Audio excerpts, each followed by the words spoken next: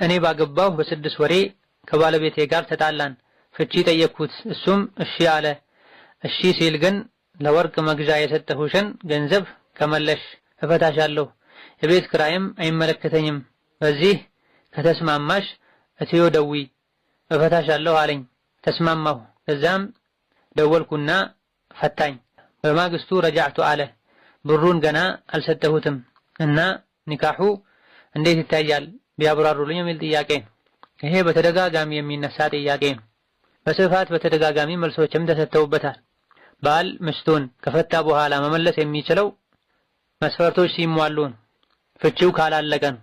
አንደኛው ወይም ሁለተኛ ፍቺ ከሆነ፣ ከዛ በፊት ኒካሑ ሲታሰር መስፈርቱን ባሟላ መልኩ የታሰረ ኒካህ ከሆነ፣ በነፃ ከፈታ ነው። እዚህ ጋር ጥያቄው ላይ በተብራራው መሰረት ከሆነ እሱ የፈታው ረጃዕቱ ማለት ይቻል ዘንድ መሟላት ያለበት መስፈርት በተሟላበት ሁኔታና መልኩ አይደለም።